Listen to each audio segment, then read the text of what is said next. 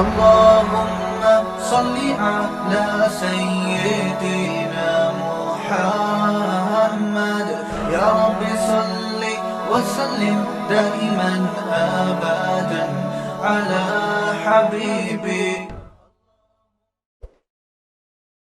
وہ شخص پریشانی والی زندگی گزارتا ہے جو کسی بھی معاملے میں کنفیوز ہوتا ہے. جو غیر مسلم ہے نا، غیر مسلم، اللہ نے ان کی بے سکونی کی قرآن مجید میں جو وجہ بیان کی ہے وہ وجہ یہی ہے کہ وہ ساری زندگی کنفیوز رہتے ہیں. کنفیوز ہونے کی وجہ سے ان کا فیوز اڑ جاتا ہے. تو جو جتنا کنفیوز ہوگا اس کی لائف اتنی ہی ایک مشکلات کا شکار ہوگی. قرآن میں اللہ نے مثال دی ہے غیر مسلم کی، کیونکہ ان کی حالت کیا ہوتی ہے. پہلا تو یہ کہ ان کو یہ پتہ نہیں ہے کہ آخرت ہے یا نہیں ہے.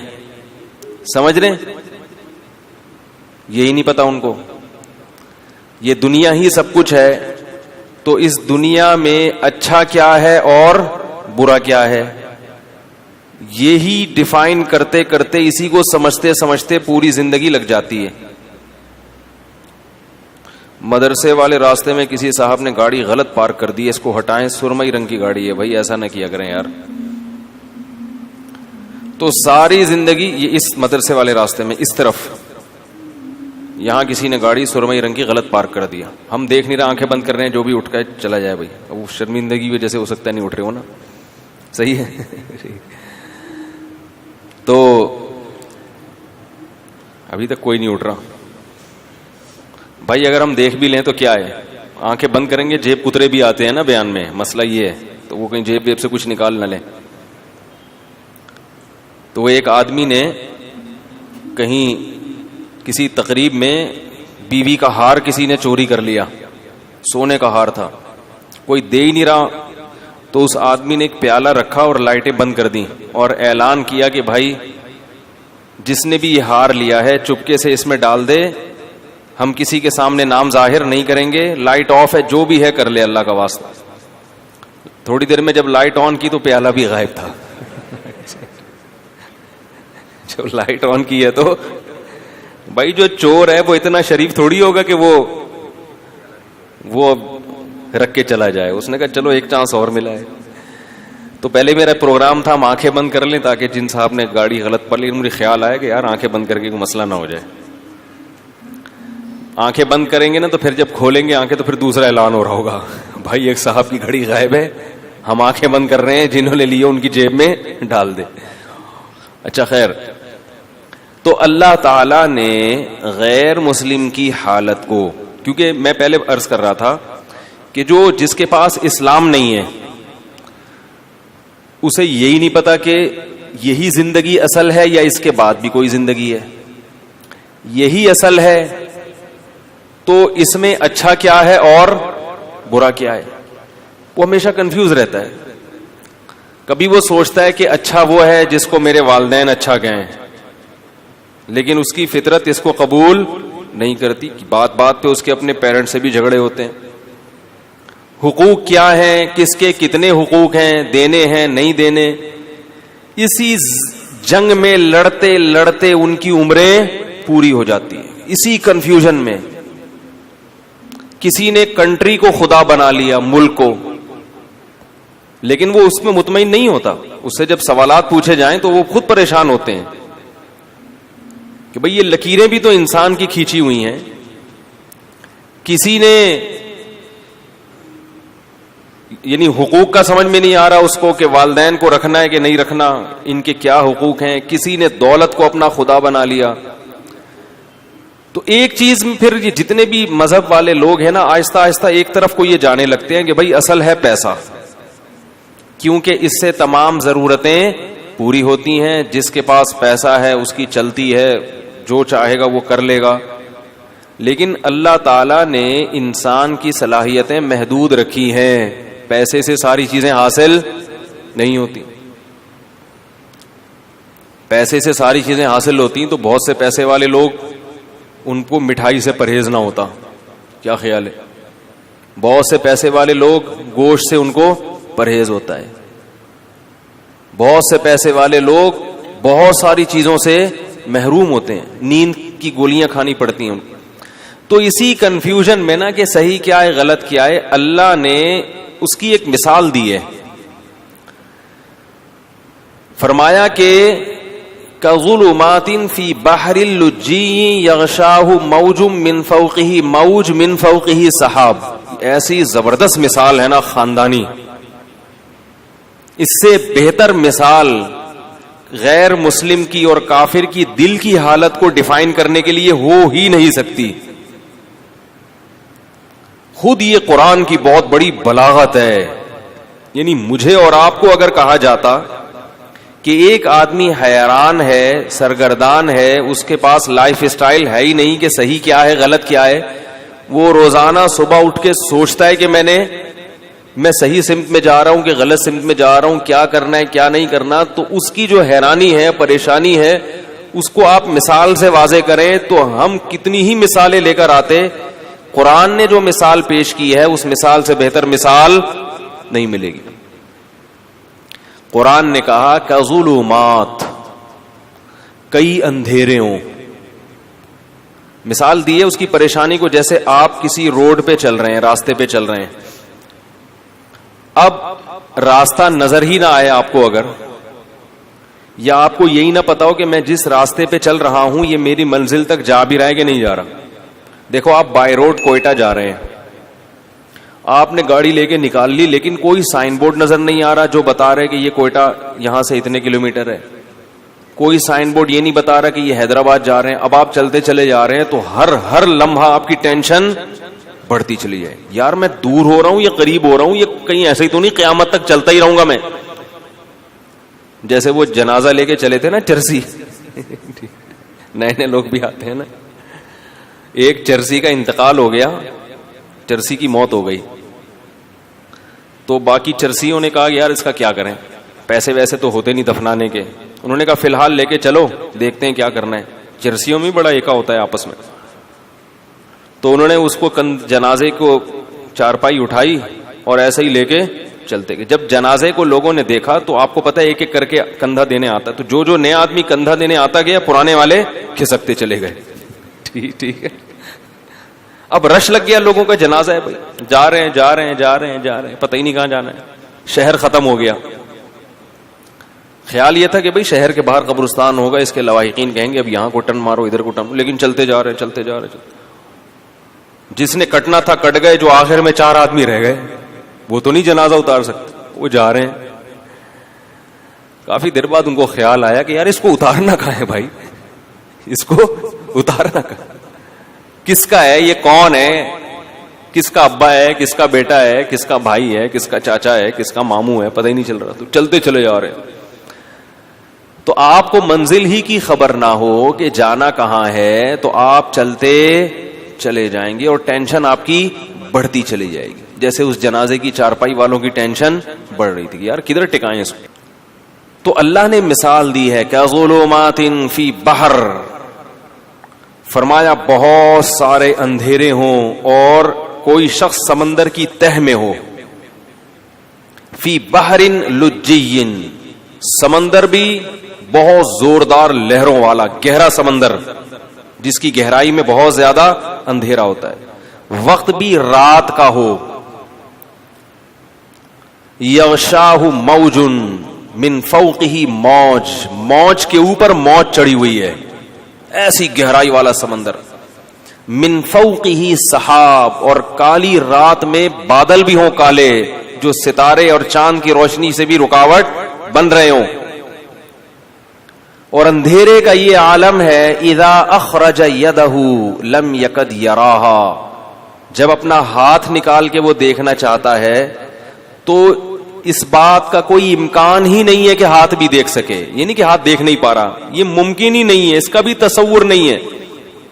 حضرت حکیم الامہ مولانا اشرف علی تھانوی رحمہ اللہ تعالی کی جو تفسیر ہے نا بیان القرآن, ایسی خاندانی تفسیر میں نے آج تک نہیں دیکھی.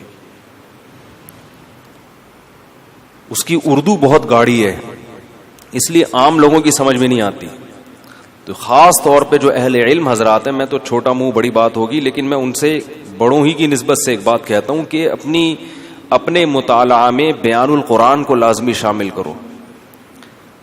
حقیقی معنوں میں قرآن کی تفسیر ہے, دائیں بائیں نہیں ہوتا, موضوع من گھڑت ضعیف روایتیں نہیں ہوتی, ٹو دا پوائنٹ بات ہوتی ہے, اور قرآن کو حل کیا ہوتا ہے, ایران توران نہیں ہے اس میں. بعض تفسیروں میں ایسا ہوتا ہے کہ اللہ کا کلام کم ہے, آپ کا اپنا پروگرام اس میں زیادہ. پھر ہر شخص نے تفسیر کو بھی اپنے حساب سے ڈھالنے کی کوشش کی ہے, ہر آدمی نا آیتوں سے اپنے مطلب نکال کے اس کو. تو بیان القرآن ایک ایسی تفسیر ہے اردو میں, مگر گاڑی اردو ہے, ٹو دا پوائنٹ بات ہوتی ہے, ایسا خاندانی ترجمہ, ہوائی فائرنگ نہیں ہے اس میں. ترجمہ کیسا خاندانی کہ اگر انہوں نے کہیں ہی کا لفظ بڑھایا ہے تو حاشیہ چڑھایا کہ میں نے اس ترجمے میں ہی کیوں بڑھایا ہے, یہ کس قاعدے سے, عربی کے کس قاعدے سے استدلال کیا ہے, بھی کا لفظ بڑھایا ہے.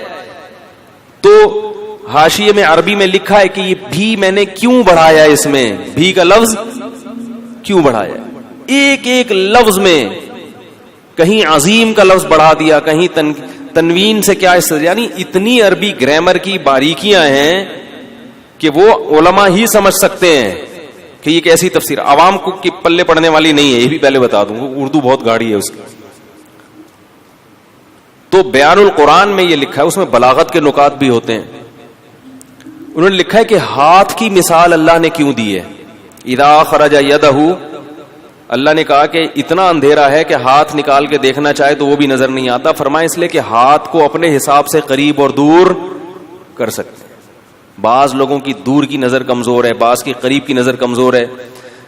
ہاتھ کے علاوہ جو ہے نا, ہاتھ جب آپ ایسے کریں, ایسے کر لو, تھوڑا دور کر لو, یوں آنکھیں پھاڑ کے تھوڑا سا, اور اپنے حساب سے مینج کر سکتے ہو آپ اس کو. اپنا ہاتھ بھی اگر سجائی نہیں دے رہا, کس قدر اندھیرا ہوگا. تو اللہ فرماتے ہیں اس شخص کی مثال ہے کس کی, جس کے پاس ہدایت کی روشنی نہیں ہے. جیسے یہ حیران سرگردان سفر کرے گا, اب اس کو کیا پتا کہ اگلا قدم میں نے کہاں رکھنا ہے, اگلے قدم میں کھائی ہے یا پھول بچھے ہوئے ہیں یا قالین بچھے ہوئے ہیں. ساری زندگی اسی قسم پرسی میں گزارے گا جو شخص, اس کی دل کی حالت کیا ہوگی, دماغ کی حالت کیا ہوگی, کیسی پریشانی ہوگی. یہ دنیا کا عذاب ہے ان لوگوں کے لیے جو شریعت کو فالو نہیں کرتے. ہر شخص کو خوش کرنے کی کوشش میں لگے ہوئے ہیں. داڑھی کیوں نہیں رکھی جاتی, لوگ کیا کہیں گے. تو کیا بغیر داڑھی والوں سے لوگ خوش ہیں بھائی؟ میں اچھا نہیں لگوں گا, ملا سا لگوں گا, لوگ کیا کہیں گے. تو بھائی لوگوں کا تو میں تو اب تو مجھے تو یوٹیوب پہ سب سے آیا ہوں نا, کوئی صفائی پہ بیان کرو, اس بیان پہ پھر کمنٹس آتے ہیں. ابھی میں نے الہدیٰ انٹرنیشنل پر بیان کیا, میں نے یہ نہیں کہا کہ معاذ اللہ وہ فرحت ہاشمی صاحبہ معاذ اللہ کوئی غلط خاتون ہے یا وہ غلط کام کر رہی ہیں, یعنی جو درس قرآن کے حوالے سے, یا ان کے درس اچھے نہیں ہیں, کچھ بھی نہیں. میں نے کہا ایک اختلافی مسئلہ بیان کیا کہ بھئی ان کے اس مسئلے سے ہمیں کیا ہے اختلاف ہے, تو وہ بھی تو بیان کرتی ہیں نا. بھئی جمہور امت کے خلاف انہوں نے ایک مسئلہ بیان کیا, اس پہ تو کوئی نیگیٹو کمنٹ نہیں کرے گا.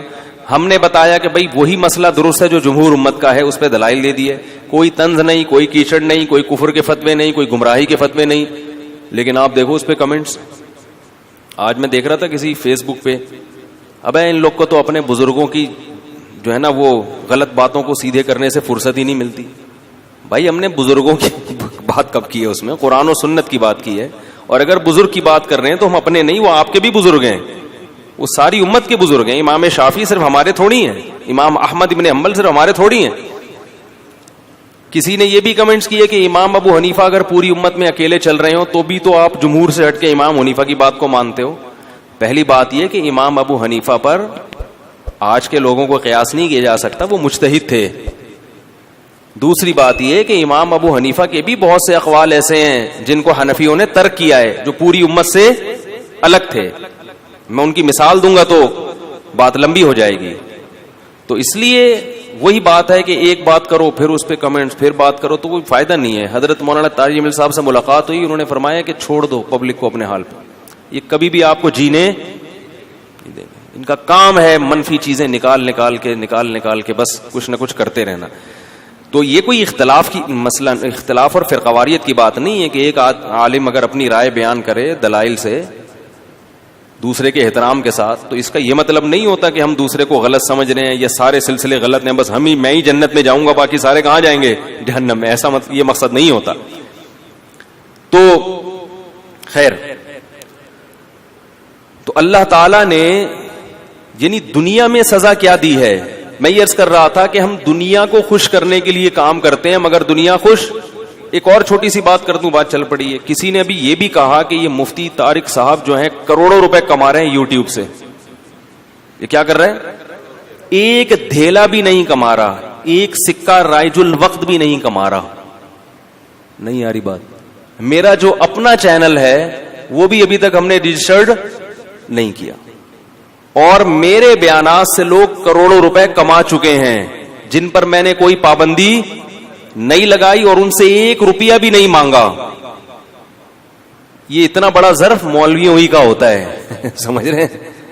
حالانکہ میں اگر ان سے کہوں کہ آپ 80% مجھے دیں گے، 20% آپ رکھیں گے، تو ان کو ماننا پڑے گا یہ، اور وہ پھر بھی مجبور ہوں گے کیونکہ وہ میرے بیانات سے اتنے پیسے کما رہے ہیں.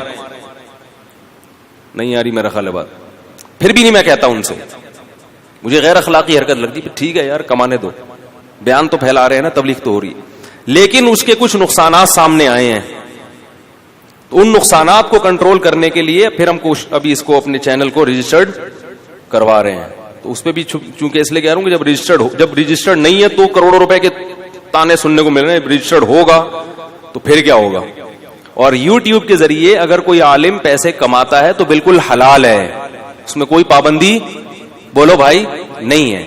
اگر میں بھی کمانا شروع کر دوں تو مجھے بھی اس پہ پھر صفائی پیش کرنے کی ضرورت نہیں رہے گی. جائز ہے بالکل یہ، اس لیے کہ یہ لوگوں سے نہیں کمائے جا رہے. یعنی یہ جو لوگ چینل کے ذریعے پیسے کما رہے ہیں، مختلف چینلز ہیں، تو لوگ مجھے کہتے ہیں یہ تو آپ کے چینل سے پیسے کما رہے ہیں، ان کو روکو. میں نے کہا پیسے کمانے سے کیوں روکوں میں کسی کو بھائی؟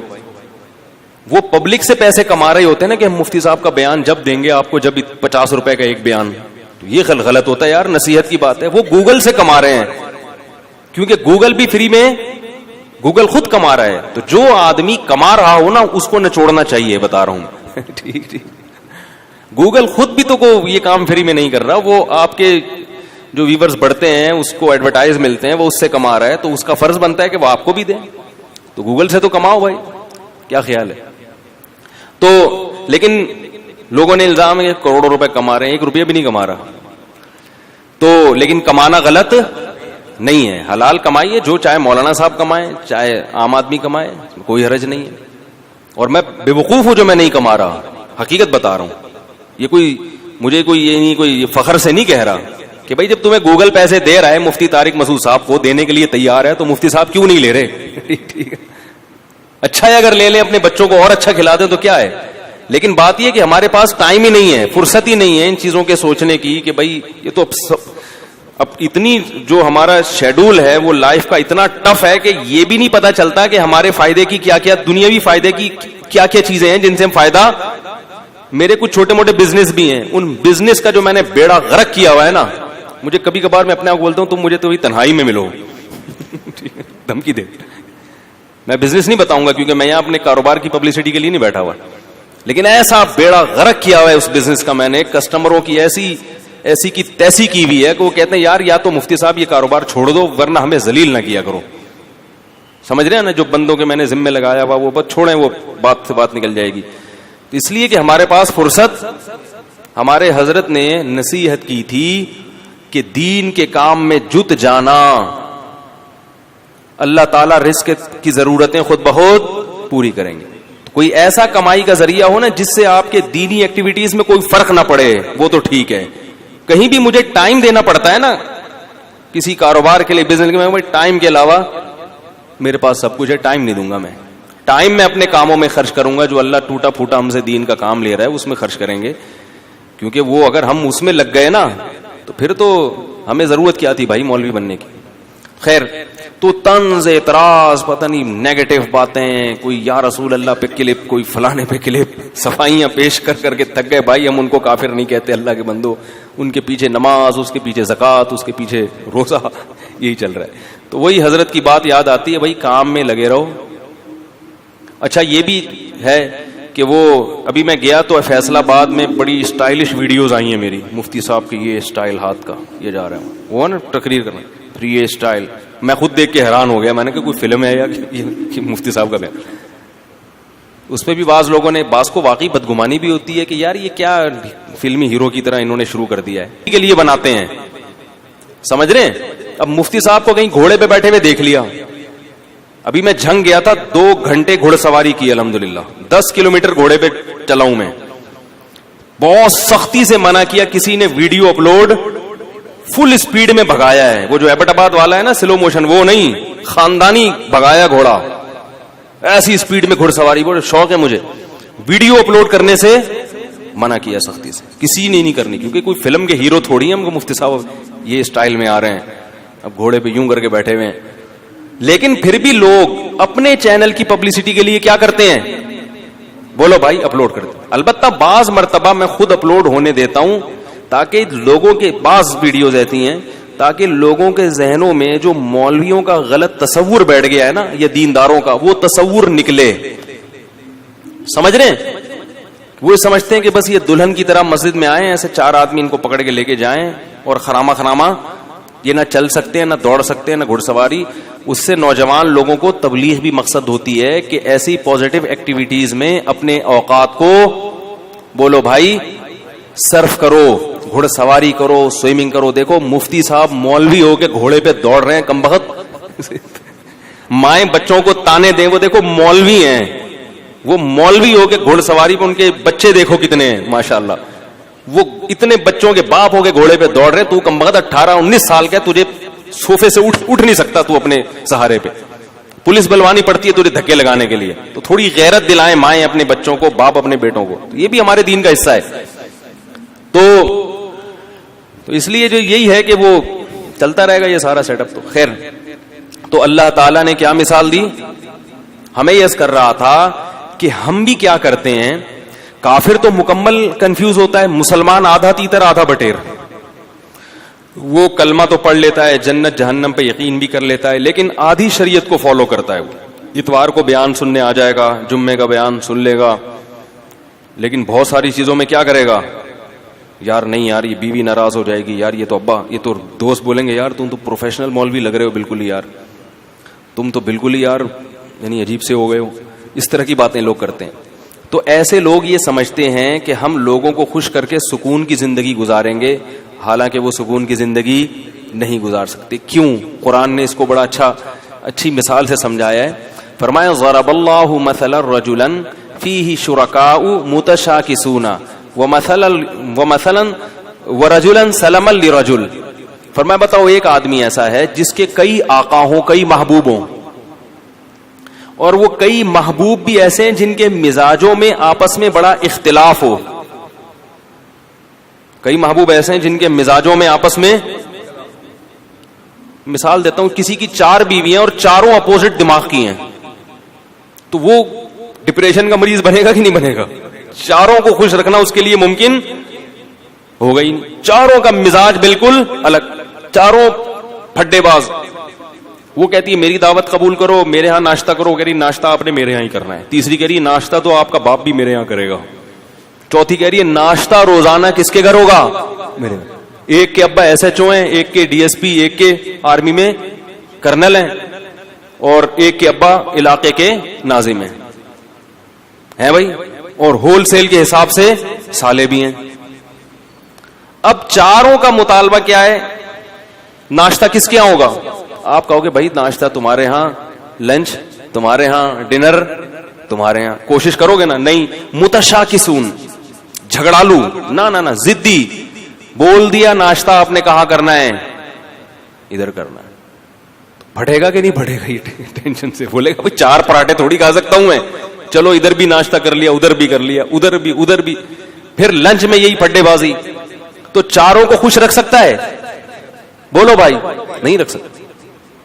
ایک کہہ رہی مجھے اپنے ساتھ سفر پہ لے کے جاؤ، دوسری کہہ رہی اس دفعہ سفر پہ میں نے جانا ہے، تیسری کہہ رہی اس دفعہ تو ان دونوں نے جانا، میں نہیں جانا ہے. وہ قرآن اندازی کرے گا نہیں، قرے کو ہم نہیں مانتے، چلو بیگم تمہیں اس دفعہ تمہیں لے جاتا ہوں، اگلے چکر میں تمہیں نہیں، اسی دفعہ میں نے بھی.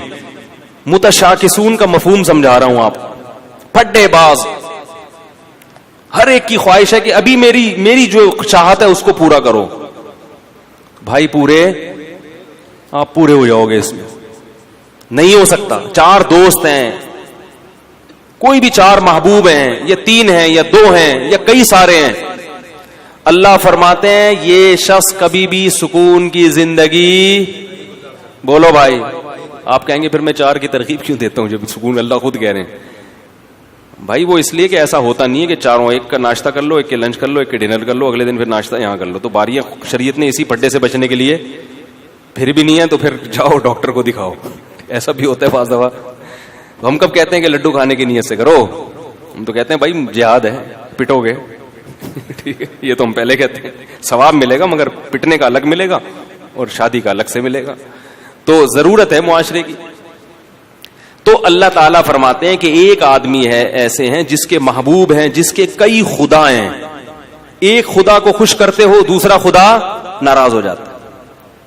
دوسرا وہ ہے سلام الرجل, جس کا صرف ایک آقا ہے, اس کو پتا ہے صرف میں نے اس کو خوش کرنا ہے, اس کی چاہتوں کو پورا کرنا ہے. فرمایا بتاؤ هل یستویان مثلا, کیا سکون اور اطمینان میں دونوں برابر ہو سکتے ہیں؟ آج مسئلہ یہ ہے کہ ہم نے ایک اللہ کو محبوب حقیقی بنایا ہی نہیں ہے. جمعے کی نماز پڑھ لیتے ہیں اللہ کو خوش کرنے کے لیے, ایک آدھ روزہ بھی رکھ لیتے ہیں اللہ کو خوش کرنے کے لیے, عید پہ نہا بھی لیتے ہیں اللہ کو خوش کرنے کے لیے. لیکن بہت سارے کام ہیں جن سے اللہ ناراض ہو رہا ہے, مگر بیوی بچے خوش ہو رہے ہیں, وہ بھی چلے گا ساتھ میں.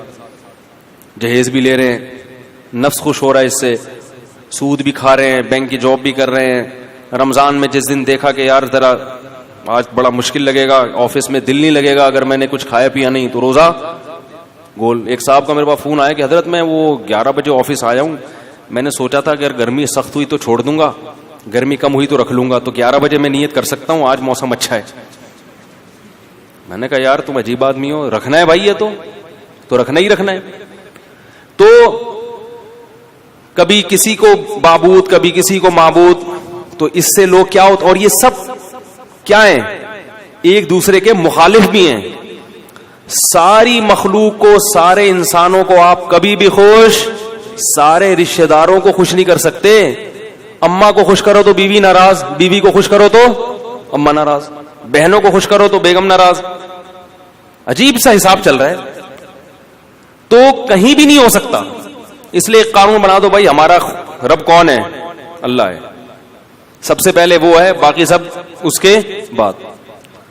ناراض ہوتے ہو تو ہوتے رہو, تم نے بھی مر کے مٹی ہو جانا ہے, ہم نے بھی مر کے مٹی. عزت کرو گے تو اچھی بات ہے, نہیں کرتے تم نے بھی مٹی. جنہوں نے عزت کی ہے فرعون کی ہے بھائی, وہ فرعون بھی گیا اور وہ عزت کرنے والے بھی گئے.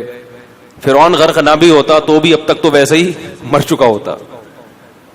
تو وہ رنگ رلیوں پہ زمانے کی نہ جانا اے دل, یہ خزاں ہے جو با انداز بہار آئی ہے. جتنی مردی عزت ہو شہرت ہو, مٹی میں دفن کرنے کے بعد نا 2-4 دن کے بعد کوئی بھی یاد نہیں کرتا. ایسی دنیا کی حقیقت ہے. شہرت سے تو کبھی بھی متاثر نہیں ہونا چاہیے, اپنی بھی یا کسی اور کی بھی. بڑے بڑی لوگ آئے ہیں دنیا میں, بڑی بڑی شہرتیں حاصل ہوئی ہیں, غائب مرے تو 2-4 دن لوگ روئے ہائے ہوئے کیا ختم کہانی. تو اس لیے سب سے زیادہ مزے کی زندگی میں وہ ہے جس نے ایک اللہ کو اپنا رب بنا لی. وہ کہہ دے کر لو, کوئی روک نہیں سکتا اس کام سے. وہ کہے نہیں کرو, کوئی کروا کے نہیں, کسی میں دم ہے تو کروا کے دکھائے. میں جب وزیر آباد گیا, پرانی بات ہے, یہ واقعات سنانے کا مقصد کوئی اپنی قصے کہانیاں نہیں, جو بات قرآن کی بتانا چاہ رہا ہوں وہ دل میں بیٹھ جائے. میں جب وزیر آباد گیا نا تو وہاں وہ لوگ بھی سنتے میرا بیان, تو وہ یہ پرانی بات ہے, تقریباً 13-14 سال پرانی. تو انہوں نے 1 مہینہ رمضان کا میں نے وہاں گزارا, وہ میرے درس ہوئے, انہوں نے بڑا میرے درس کو پسند کیا. تو انہوں نے مجھے کہا کہ آپ یہیں ٹھہریں, اب آپ یہاں امامت بھی کریں اور یہاں خطابت بھی, ہم آپ کو اتنی تنخواہ دیں گے, حج کرائیں گے, یہ کریں گے. بڑا بھاری بھرکم لالچ. میں نے کہا نہیں, میں تو کراچی واپس جاؤں گا. میں نے کہا نہیں, میں تو, بچے بھی تھے میرے ساتھ, بہت اکرام کیا انہوں نے, واقعی بڑا اکرام کیا. وزیر آباد میں ایک مسجد ہے دارا کبوترا کے نام سے, وہ لوگ سنتے ہیں کبھی کبھار بیان تو سن رہے ہوں گے. یعنی 1 مہینہ میں نے اپنے گھر سے کھانا, کہتے ہیں 1 مہینہ نہیں کھایا, کوشش کے باوجود کہ بھئی آج ہم زبردستی مقابلے بازی, صبح سحری میں کھڑے ہوتے تھے, یہ دودھ لے کے دہی لے کے, بھائی خود بنانے دو یار گھر میں, عادت خراب ہو جائے گی, نہیں. پھر وہ افطاری میں پھر کھانا, وہ بھائی مزے ہی موجہ ہی موجہ. پنجاب والے ماشاءاللہ کھلانے پلانے میں, کراچی والے بھی کھلاتے ہیں, کہ پنجاب والے کھاتے بھی ہیں نا, تو جو اب وہ اپنے حساب سے بھی کھلاتے ہیں. کراچی والا دو نہیں والے, وہ خود بھی پیٹ بھر جائے گا اس کا, آپ کو بھی وہ سمجھے گا پیٹ بھر گیا, سامنے والے صحتیں نہیں ہیں یہاں پہ. تو اب کیا ہوا ہے کہ وہ روزانہ صبح مجلس ہوتی, میرا درس کے بعد وہ بیٹھتے, بھائی آپ یہاں ٹھہرے, میں کہتا نہیں مجھے جانا ہے وغیرہ وغیرہ. 15 دن انہوں نے زور لگایا, انہوں نے دیکھا ٹکنے کا نام ہی نہیں لے رہا. انہوں نے کہا آپ کو پرابلم کیا ہے؟ میں نے کہا بھائی میں, جو میرے استاذ ہیں, جو میرے شیخ و مرشد ہیں, میں ان کا آدمی ہوں. میں کیا ہوں؟ میں ان کا آدمی ہوں. جب میں مدرسے میں آیا تھا تو میں نے اپنے آپ کو ان کے حوالے کر دیا تھا, کہ اب اپنی لگام ہم نے ان کے ہاتھ میں پکڑا دی, کیونکہ ان پر اعتماد تھا. ایسے ہی کسی کے ہاتھ میں نہیں لگام پکڑائی جاتی, پہلے ان کو پرکھا اچھی طرح, بھائی ان میں دنیا کی محبت نہیں ہے اور علم بھی ان کا کامل ہے. تو اب ہم بچے ہیں, ہم بجائے اس کے کہ اپنی زندگی کو خود متعین کریں, کسی بڑے کے حوالے کر دو. انہوں نے ہمیں پڑھایا, انہوں نے ہمیں لکھایا, یہ سارا علم جو ہم یہاں آ کے آپ کی خیال کے مطابق موتی بکھیر رہے ہیں, سب ان کی محنت ہے. اب ہمیں پیسوں کی آفر آ رہی ہے تو ہم ان کو ٹاٹا کر کے چلے جائیں, ایسا نہیں ہوگا. تو میں نے کہا کہ ان کو لیٹر لکھیں, وہ اگر مجھے کہیں گے نا کہ یہیں ٹھہرو, تو آپ مجھے یہاں سے بھگا کے دکھاؤ پھر, ٹھیک ہے. اگر وہ مجھے کہتے ہیں کہ یہ مسجد سے جانا نہیں, تو میں نے کہا پھر آپ مجھے یہاں سے بھگا کے دکھاؤ. اور اگر وہ کہتے ہیں کہ یہاں نہیں رہنا, میں نے کہا آپ زنجیریں باندھ لو, مجھے جیسے موقع ملے گا میں وہ کاٹ کے بھاگ جاؤں گا. بے لگام اونٹ جو ہوتا ہے نا, شتر بے مہار, کبھی ادھر بھاگ رہا ہے کبھی ادھر بھاگ رہا ہے, وہ کسی کام کا نہیں ہوتا. جڑے پہلے مرکز متعین کرنے میں ٹائم لگائے, ایسا نہیں کہ کسی پہ بھی اعتماد کر کے اپنی زندگی کی لگام اس کے ہاتھ میں دے دی, ایسا نہیں ہے. پرکھنا پڑتا ہے, جانچنا پڑتا ہے. میں نے کہا ہمیں اپنے بڑوں پر الحمدللہ بھرپور اعتماد ہے, 8-10 سال ان کی صحبت میں ہم نے گزارے ہیں. میرا یہ خیال ہے کہ مجھے ان سے زیادہ بہترین لوگ اس دنیا میں مل ہی نہیں سکتے تھے. اللہ نے پتہ نہیں والدین کی کون سی نیکی قبول کی, ایسے لوگوں کے پاس ہمیں پہنچا دیا. تو اس کی برکتیں ہیں, اللہ تعالیٰ ٹوٹا پھوٹا کام لے رہا ہے. تو اس سے دیکھو یہ فائدہ کیا ہوا مجھے, کہ خیالات منتشر نہیں ہو رہے, سکون آ گیا طبیعت میں. بھائی وہ کہیں گے تو کر لیں گے, نہیں کہیں گے تو نہیں کریں گے. ورنہ انسان سوچتا, میں نے ایسے لوگوں کو بھی دیکھا, علماء کو بھی, جو پریشان کہ کیا کریں اب, ان کی زندگی بھی کس میں گزر رہی ہے, پریشان. پھر پیسے کی محبت آ جاتی ہے, یار دین کے تو یہ والے, اس میں پیسہ زیادہ ہے تو ادھر چلو. جب پیسے کی طرف آئے تو پھر پیسہ اصل مقصد بن گیا, تباہ ہو گئے. تو ہمیشہ انسان کی سکون کس میں ہے, کہ وہ اس کو یہ پتا ہو کہ میں نے کس ٹریک پر زندگی گزارنی ہے. اس میں سکون ہے انسان کی طبیعت میں, آرام سے سکون سے. اکابر پرستی الگ چیز ہے. اکابر پرستی کا مطلب یہ کہ آپ کے بزرگ کچھ بھی الٹا سیدھا کریں, آپ نے ان کو صحیح کرنا ہے, ایسا نہیں ہے. الحمدللہ یہ نہیں ہے. ہمارے بڑوں سے بھی بعض, ہماری کوئی حیثیت نہیں, لیکن بعض چیزوں میں ہم بول دیتے ہیں کہ بھئی یہ والی رائے ہماری نظر میں, میرے شیخ تو 4 شادیوں کے قائل نہیں ہیں, میں نے اس میں اپنے شیخ کی مخالفت کی ہے. ٹھیک ہے, وہ نہیں قائل ہے اس کے. وہ کہتے ہیں زمانے میں, میں نے کہا نہیں ہونی چاہیے, میری دلائل ہے, اس پہ کتاب ہے. میں کہتا ہوں بھائی مجھے ان دلائل کا کوئی جواب دے.